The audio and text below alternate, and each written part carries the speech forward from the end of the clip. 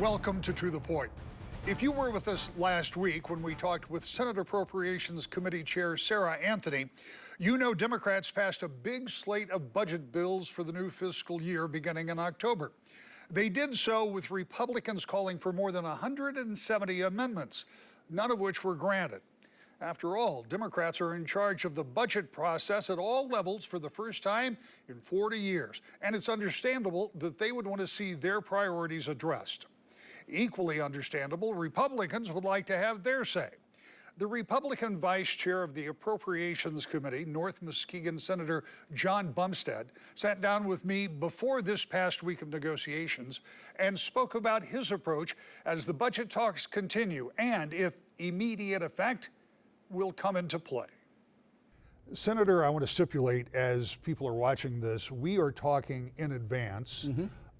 And by the time that this airs in its entirety, some of what we talk about may have changed, but not dramatically. There will be negotiations, I suspect. But what we're talking about is the budget. You are the Republican vice chair of the Appropriations Committee in the Senate. Correct. As such. That puts you in a direct path of one of those handful of people that will ultimately have something to say about the budget. And in the week that passed, and it will be almost 2 weeks ago as we sat down, Democrats have set out their priorities. And in the House and in the Senate, they passed a bunch of budget bills. They'll swap those over. And as I said in last week's show, this is where the negotiation really begins. And it's not just Republicans and Democrats negotiating, it'll be Democrats and Democrats negotiating. Correct. Because even though you have the majority, you don't have everybody thinking the exact same thing. You've been around the budget process for a long time.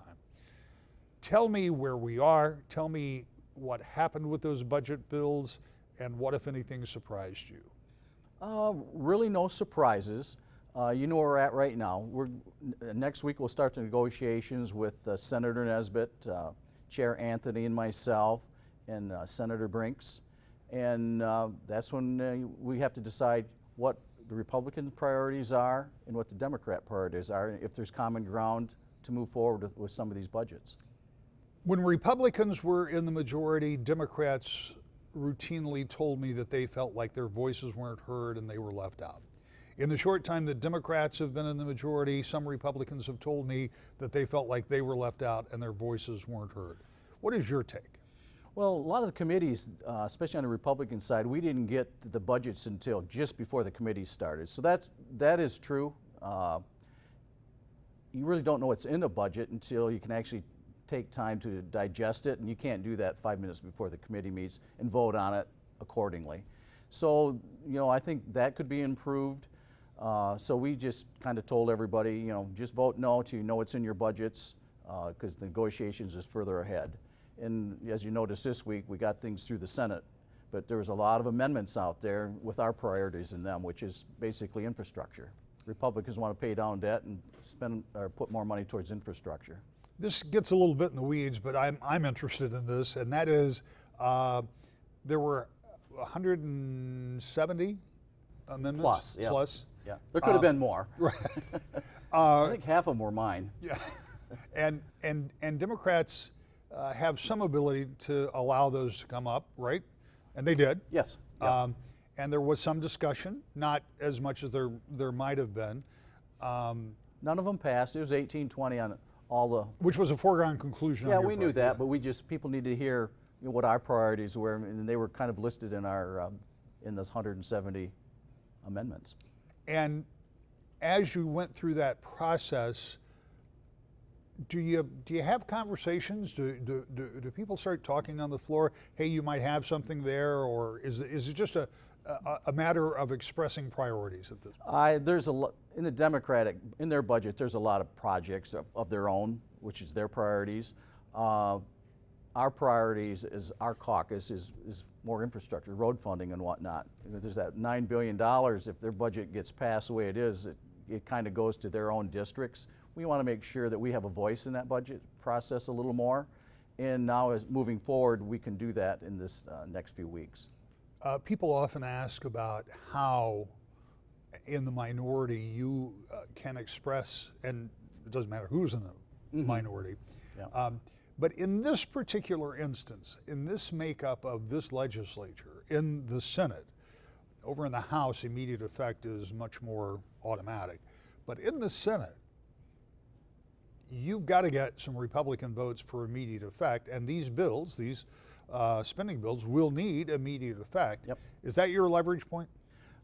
That is, and it's always good on any bill to have Republican support, or vice versa, no matter what the bill is. It just shows the people out there you are working together.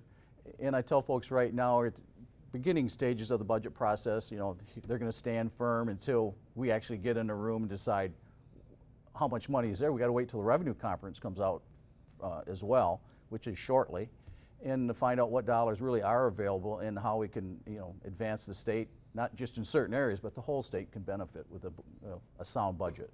You mentioned $9 billion, and most of that is one-time money, and it's not coming back. Not coming back. How much understanding is there among your colleagues, Republican and Democrat, that when you spend that money,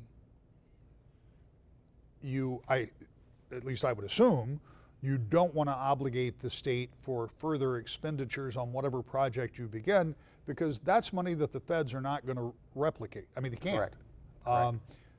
How is that an idea or a principle that is understood? I don't think it's understood by everyone. Like last year, there's some projects approved. Well, with the cost increases of the projects, there's 3 or 4 projects that are like 80% funded. All of a sudden, they don't have the money to finish them, and the locals don't have the money to finish them. So they're coming back to us. Those are the types of projects, if we approved them last year, we got to find a way to make sure they get finished. Otherwise, it's really a waste of taxpayer money. And so you have to think long term. Is this enough for all of these projects? But if you look at what the Republicans' priorities are, it's long-term road funding, water infrastructure, state park endowment, you know, maxing that out, which would benefit every Michigan resident, and paying down long-term debt. And those are our priorities. And this negotiations over the next few weeks, hopefully they get included in there if they want to get bipartisan bills passed. The reality is these budgets are probably 6-7 weeks from being completed. Yeah. So we're hoping by the end of June. right, and there was a bill passed after the first budget negotiation during the Whitmer administration that said, you know what, the Constitution says you've got to have this done by the time the fiscal year starts October 1st. But for any number of reasons, including for public schools whose budgets start on July 1st, you've got to have that budget done by then. I know that's always the hope. It has not always been the reality, even since that was passed. Do you get a feel that this is one of those times you guys will be able to get together and get a budget done by that deadline? I'm hoping so. I believe we can. I think it's only fair, especially for the schools. They have a hard enough time these days, and they don't need so much hassle from the state. We got to get them a budget, so they know what they're working with. I skipped something that I wanted to highlight. We talked earlier. You talked about state parks. The governor asked for $250 million, or you passed a bill for $250 million? Yes, last year we passed a bill for $250 million to bring all of our state parks that needed a lot of attention, bring them up to snuff, today's standards. And it'll take 3 or 4 years to do that. So we have the State Park Endowment Fund. If it's maxed out at $800 million, the interest rate just off that $800 million could go through and maintain the state parks forever. So to me, if we're going to invest it, now we have the pocket of money to finish it and to maintain it forever. But also, we use general fund money every year in the state park budget, upwards of $50+ million. We could leave that in the general fund, and it just makes more sense for the taxpayers. You know, we could save that money in general fund, use it for other things. And now we have this beautiful state park system, which we are the envy of every state in the United States with our park system. Money to fix it, here's the money to maintain it. Now the money that was going in the state park fund can go back into the DNR trust fund would double the projects. This year alone is about $50 million in projects. It'd probably be upwards of $100 million a year that the locals could use for projects applying for DNR trust fund grants. It's a win-win for every resident in Michigan if we could do that. And so your proposal would take some of the surplus, which I always find is kind of an oxymoron, in government money, which is taxpayer money, You take some of that backfill for the trust fund, and then you would have it covered.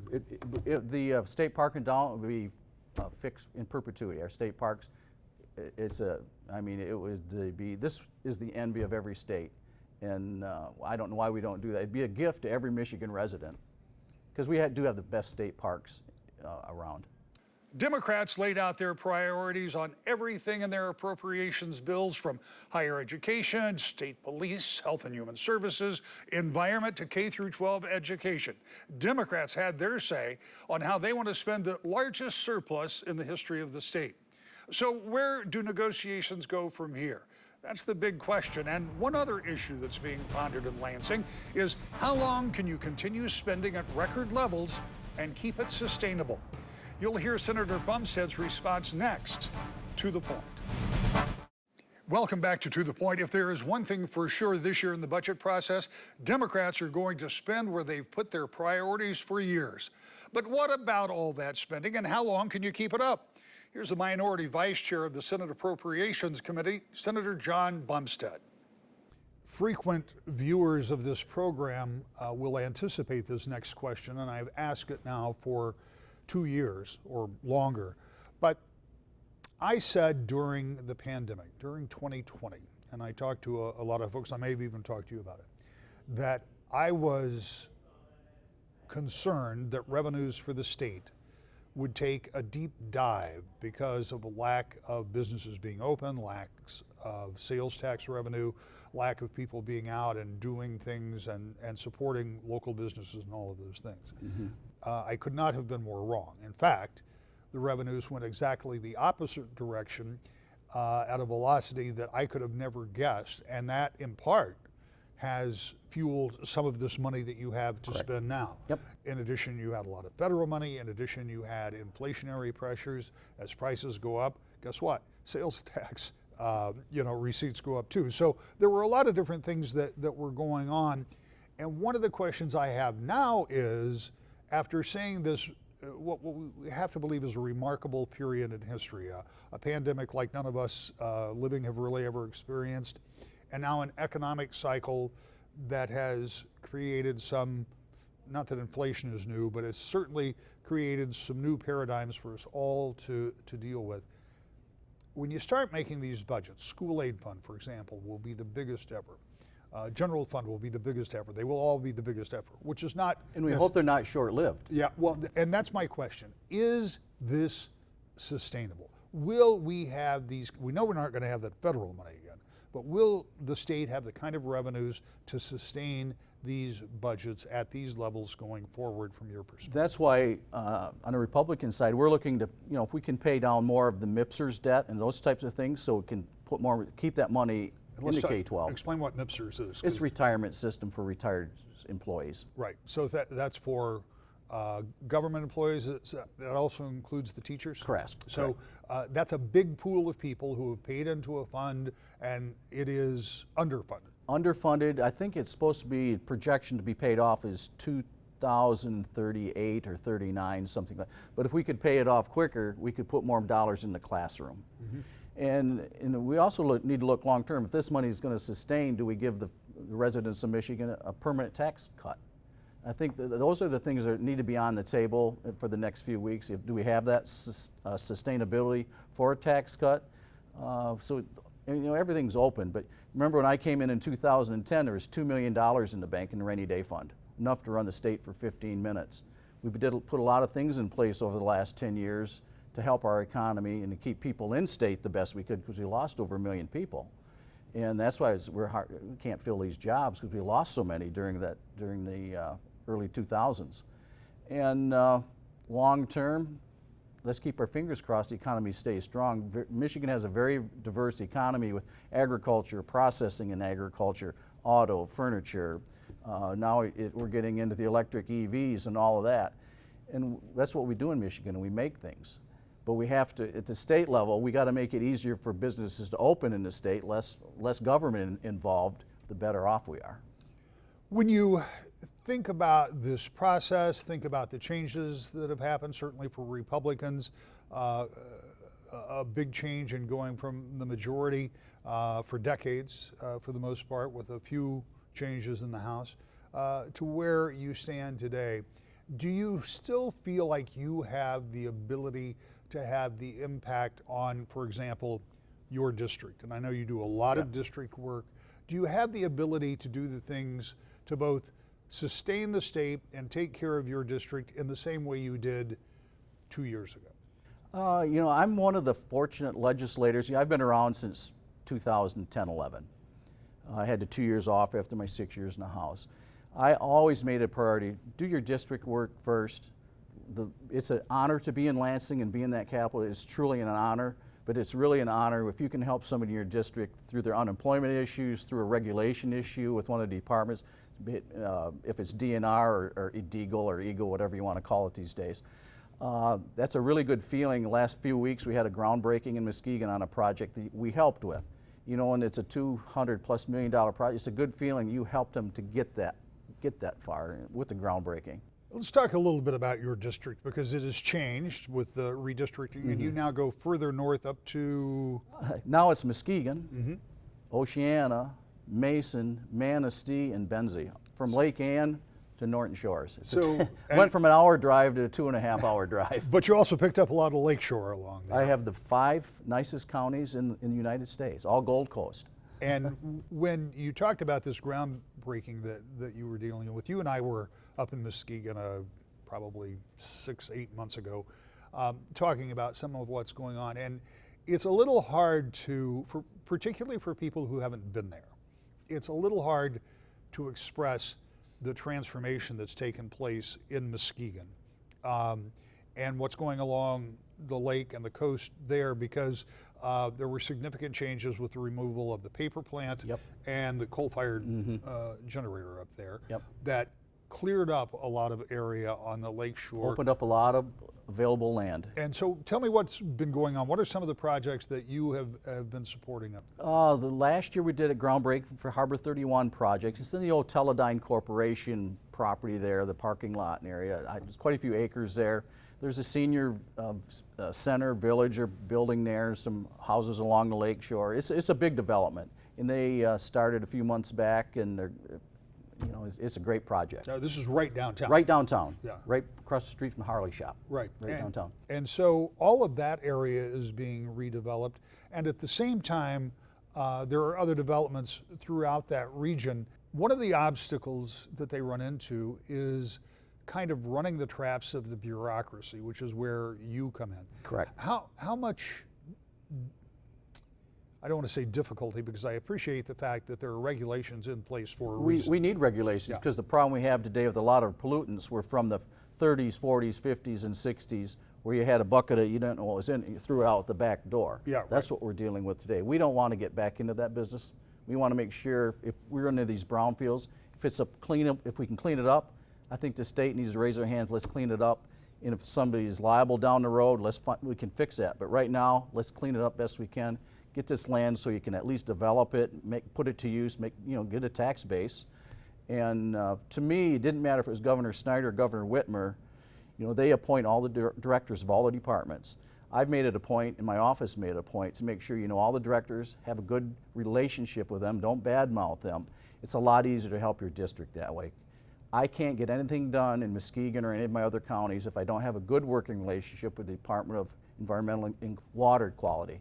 It's just not going to happen. So we have that good relationship with them and the DNR and MEDC as well, those different groups. You just have to be able to work with those folks. Otherwise, I can't help my district. Is the state of Michigan right-sized when it comes to regulation for those kind of things? Because as you point out, we need regulation. Yep. For the same reason we need rules about how you drive and how you pay your taxes and all those other things. Businesses and developments have to have rules too, but the process in getting permits, the process, I talked with one member who was frustrated about trying to get a development going where it was taking weeks or months to get something as simple as a permit to create a new access to a piece of property with curbing and that type of thing. it takes time, and sometimes, well, always in business, time is money. Are we right-sized with that, or is there an opportunity to streamline that? There's always the opportunity, but some of the problem is legislators ourselves. You know, we're passing all these bills in Lansing to fix the world. Well, it's just one more thing, a hurdle to jump over every bill that's passed. But that's where the relationships come into play with you and MDOT directors and me and through Eagle. And you got to have those relationships. You'd be surprised with a phone call or set up a meeting with the people that are interested in the development and the directors or the department heads. You'd be surprised how well things can move along if you have that relationship. And a lot of legislators, because of term limits, or they might only be there 2 years or 4 years, 6 years most in the House, they don't make those relationships. And so important. As you look ahead, you've got 3.5 years left that you'll serve in the Senate. And unless something dramatic happens, that will be served out. My wife said that's plenty. Please. I suspect that's probably true. What is the prospect for you and other Republican senators who, as I was saying, unless something dramatic happens, will serve out the rest of this time in the minority and getting things done both globally, and by that I mean for the state and locally? Yep. Like I said, I think those of us that know how to work across the aisle, work the departments, can get things done. And it's probably up to us to help those that don't have that experience learn how to work, with the different department heads. So it's really important to do that. Is there one thing or multiple things that you have, and I know things will develop as you go along, but is there something that you want to achieve in your final years as a legislator? And I point, it's final years because of term limits. Yeah. And maybe your wife. When I get calls from the developers and whatnot in our area, be it Muskegon or Manistee, we helped with a little issue in Manistee a couple weeks ago, and it's a big hotel motel going in there. They were kind of at a standstill. Well, a couple phone calls, now it's moving forward again. Those are the types of, it's a good feeling when you can help progress in your district. And along the lake shore, we have a lot of issues with PFAS and those types of things. And if we can find the dollars to clean those up and get these properties back in development, it's a good feeling. We've been working on the Muskegon Casino for the last 15 years, working with the tribe there, and really sitting on the governor's desk, so hopefully she can sign off on that someday. We're not quite sure what she's waiting for, but that would be, if we were able to get that done, that's kind of been my #1 priority, along with these other lakeshore projects. If we could do that, it would be a big boom for Muskegon Heights and the surrounding small communities there. Yeah, and we were talking earlier before we came up, that is attached to a lot of jobs. 1,500 direct jobs. They figure up to 2,500 spin-off jobs. And what it would do for the local area there is huge. If you want to revitalize some of the downtown areas, Muskegon Heights, Muskegon, they're just down the road half a mile to a mile. And if you can make that corridor nice with lighting and sidewalks, now you have a job. Now you can get loans and things for if you want to fix up your home or buy a home. A good job equates to a good economy. The House and Senate have passed their budgets, and the governor has laid out her proposed spending plan. The question is now, how do the three parties negotiate a final product, and how do they get at least some Republicans to go along with them? We're back to the point. Negotiations continue, and in the next few weeks, we'll see if the budgets look much as they do now, or if some type of accommodation will have to be made to get that all-important immediate effect. More next time, To the Point.